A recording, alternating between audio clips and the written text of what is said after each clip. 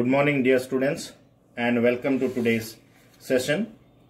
In this particular session, we are going to discuss the story An Angel in Disguise, which is written by T.S. Arthur. Now, this is the plan of the session. While discussing this particular story, first we will be discussing about the author, that is Timothy C. Arthur. Then we'll do a brief introduction to the story. Then I'll give a summary of the story. We'll discuss the storyline, then themes, title, and commentary on the story. So first let us discuss about the author, that is T.S. Arthur, who was born on June 6, 1809, and he died on March 6, 1885. Now, Timothy C. Arthur was a popular 19th century American author of both fiction and non-fiction. He was born in New York on June 6, 1809. In his early childhood, he attended local schools. Attracted by literature, Arthur devoted much time in reading and making efforts to write. By 1830, he had begun to appear in local literary magazines. He contributed poems to a gift book called The Amethyst. He soon became a well-known writer on morals, giving instructions, advice, and suggestions concerning self-help while striving towards success.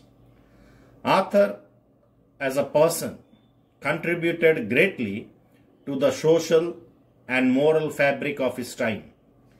He wrote many books for children, books about history and family matters regarding marriage, ethics, and divorce. He died in Philadelphia, USA on March 6, 1885. Now, some of the notable works of T.S. Arthur are he used to write for newspapers, articles, poems, stories, and novels. He is in fact famous for his novel 10 Nights in a Bar Room and What I Saw There, which helped demonize alcohol in the eyes of the Americans. His other works include The Lady at Home, The Debtor's Daughter, All is for the Best, The Good Time Coming. Through his writings, he did much to articulate and spread the values, beliefs, and habits for the middle class life in the early 19th century America. Now let us have a brief introduction to the story. Now this particular story, An Angel in Disguise, is a popular story written by T.S. Arthur in 1851. It is the story of an invalid girl named Maggie, who was abandoned by everybody after her mother's death. She was taken care of by a childless couple, Mr. and Mrs. Thompson. It is a telling tale how Maggie brought happiness and joy in the life of the couple, thus turning out to be an angel in disguise for them. In this story, the author describes the transformative and restorative part of selfless love. The setting now, where is the story set? If you see this, you can see the tumble down hut there. Now, the events in this particular story take place in a small village where people know each other. The author has not described the place, but one can imagine the place from the context. The mention of the old tumble-down hut where Maggie lived with her mother and two siblings, is indicative of the poverty suffered by them. On being asked by Mr. Thompson about her body aches, Maggie replies that her sides used to ache earlier, but now, since she is lying on a soft bed, it does not hurt anymore. The author in this story has used vivid expressions to describe the dark and gloomy life which Maggie was living, like a bound girl, sobbing farewell, etc. These are the expressions which shows the dark and gloomy life of Maggie. Later, when Mr. Thompson takes her home, the author has expressed the happy and bright picture of Maggie as well as Thompson's life. Now, if you discuss the story, you see the story begins with the line, idleness, vice, and intemperance had done their miserable work, and the dead mother lay cold and still amid her wretched children. She had fallen upon the threshold of her own door in a drunken fit and died in the presence of her frightened little ones. So idleness means the state of doing nothing.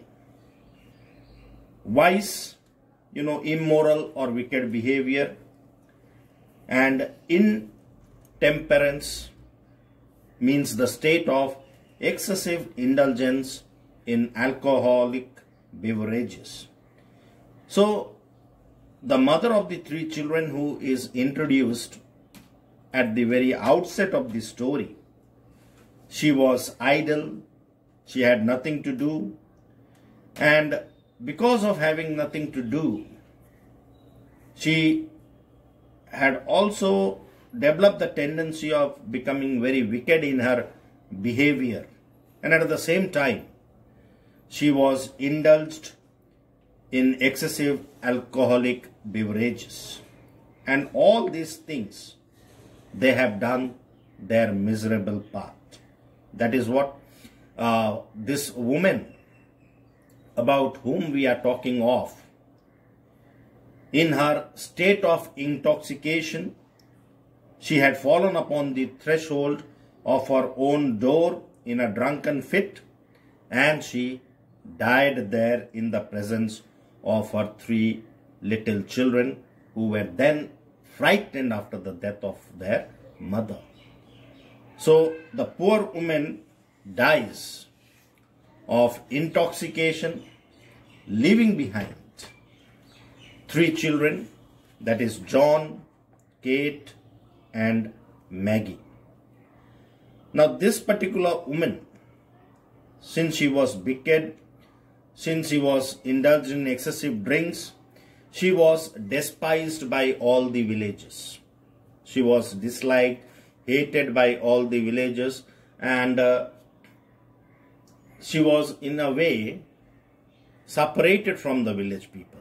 But when the news of her death spread in the village, we are told that death touches the spring of humanity in all. So all the villagers, out of pity, they start coming to that tumble down hat. And they brought, some of them brought clothes for the wretched children. Some of them got decent clothes so that the woman could have a decent burial. So all these people, out of sympathy, they started coming to their house. And they pitied the children particularly. And all of them were concerned about the children. Now the chief question that was before them was that what was going to happen to those three children now since their mother was dead. So John, the oldest boy, he was a boy of 12 years, and he was a stout lad who was strong enough to earn for his own living. And John was adopted by a man named as Jones, Farmer Jones. Now, Farmer Jones thought that John, being a stout lad, he could be of some help to him in his farmland. So, thinking that, he decided to take John along with him. Now, Kate, the second child, who was a girl between 10 and 11 years, she was clever enough and she can turn out to be a good girl if she goes into good hands. So a lady named as Mrs. Ellis, who was looking for a domestic maid, she decided to take Kate along with her.